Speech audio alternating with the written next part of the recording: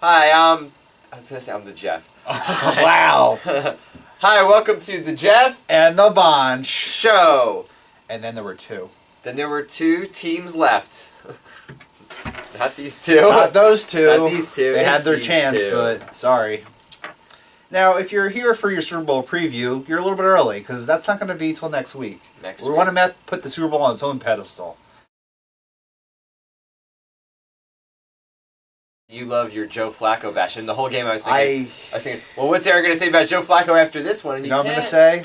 I'm going to say say that he threw an interception into double coverage. Yeah, but overall, you can't blame Joe Flacco for that one. Oh, no, absolutely not. Joe Flacco was blameless in this game. There's a couple ways you can go. I guess we'll start with the obvious, which is the down three.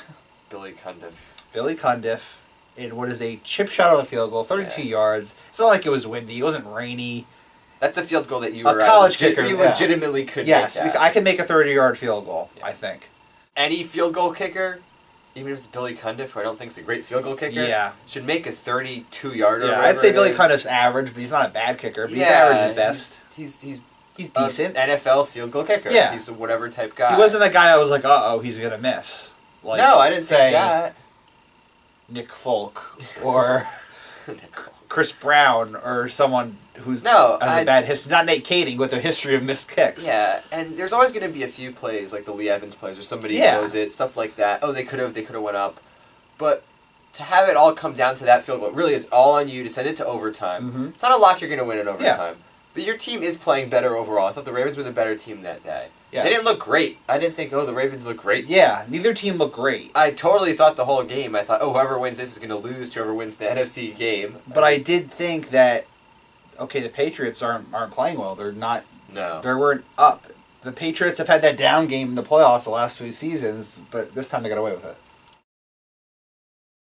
The Giants, their offense took a beating from the 49ers defense. That much is clear. Victor Cruz in the first half was unstoppable. And then it was once they focused on him, that was it.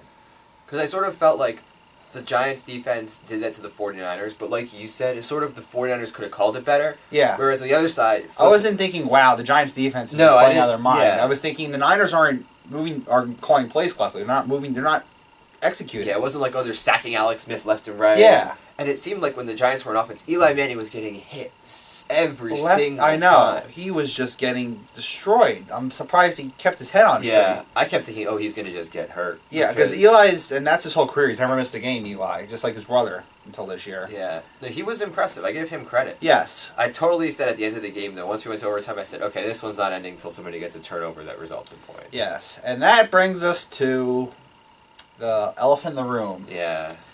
Now, after the first game, you would think that Billy Cundiff would have the Marion Barber Award locked up and sewn away. I actually texted him. Yeah. Well, we know he's going to win the Marion Barber Award. He spoke too soon. And you said you were... Yeah, probably. I said probably because you never know. Because you never know when a backup... You never know when a backup punt returner is going to make two enormous mistakes to cost his team the game. Yeah. Because forget about overtime... If all he has to do is not touch the ball, stay away from it. Yeah. It doesn't hit his knee. In my opinion, the Giants weren't driving down the field in the Niners defense. No. The way the Niners D was playing, it wasn't going to happen.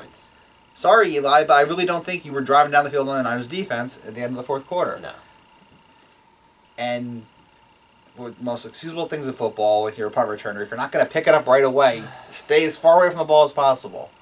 What gets me the most is that it'd be different if the Giants' defense forced some sort of turnover. Yeah, absolutely. And it was, they got Alex Smith. It was a fluky type of turnover. Yeah, it's a special teams, a guy that doesn't even really start on the team.